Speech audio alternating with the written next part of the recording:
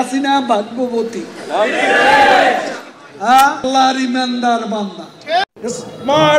Guys আমরা কাদের হচ্ছে পাইলাম যে ডায়লগগুলো আছে ওগুলো শুনুন। কবরস্থানে পাঠাতে হবে। পালাবো না, কোথায় পালাবো? পালাবো না, প্রয়োজনে ফখরুল সাহেবের বাসায় গিয়ে উঠবো। এখন পালা গেছে কেন? জায়গা দেবে না হলে ঠাকুর গায়ের বাড়ি আছে, দেখেন ওই বাড়িতে গিয়ে উঠবো।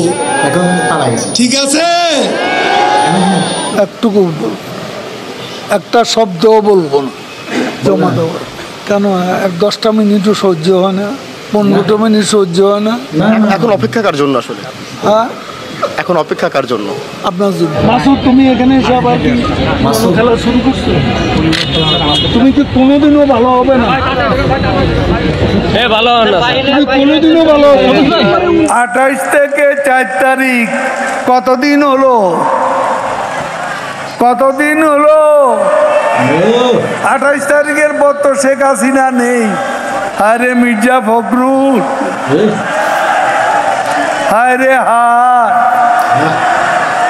টেলিভিশনে দেখলাম খালি দৌড়াচ্ছে, কেউ কেউ টেনে ধরে হরতাল ঘোষণার জন্য। ওদিন বলেছে আমরা নাকি অলিগলি পাবো না, পালাবার পথ পাবো না। এখন কার পালাবার পথ নেই? গয়েশ্বর বাবু ডিবি অফিসে গিয়ে কোরাল মাছ খাইলেন, ভালো মাছ তো। গয়েশ্বর বাবু কই? আর 27 নয়, আর 10 দফা নয়, এবার 1 দফা। শেখ হাসিনাকে কবরস্থানে পাঠাতে হবে, এই 1 দফা বাস্তবায়ন হয়ে গেছে। এটা কি আপনারা শুনেছিলেন? আজ তাই বলতে চাই, ফখরুলের মনেও সেই কথা।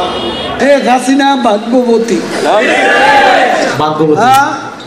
আল্লাহর ইমানদার বান্দা, এবং সেজন্যই বাংলাদেশ ও 10 নম্বর মহাবিপদ সংকেতের মধ্যে তেমন ক্ষয়ক্ষতি সম্মুখীন হয়। আওয়ামী লীগ কচু পাতার উপর ওরে শিশির বিন্দু নয়, টোকা লাগলেই পড়ে যাবে। কথা যদি মনে করেন ভুল করছি। দিবা স্বপ্ন, এই প্রশ্নের অনেক জবাব দিয়েছে, তুমি জবাব দিবে না। অনেকবার বলেছি, আর বলতে কথায় কথা ভালো, পরে হেডিং ওটা তারপর দিন তারিখে দিয়েছি। কবে সরকারের পতন? দিবা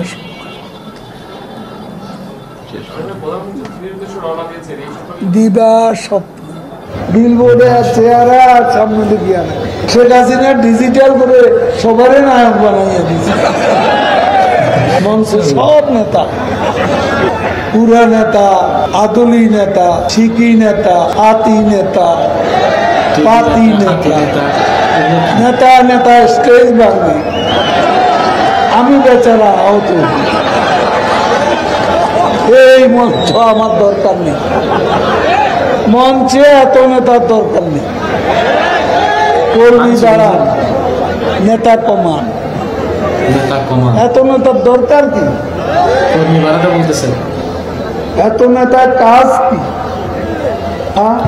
হ্যাঁ, এখন দেখতে পাচ্ছেন হয়তো আপনারা আমাদের কাজের পালাবে না, দরকার হলে ফখরুল সাহেবের বাসায় উঠবে। এখন কেন পালাই গেছে? কমেন্ট খালি আছে, একটু বলে যান সবাই। ধন্যবাদ।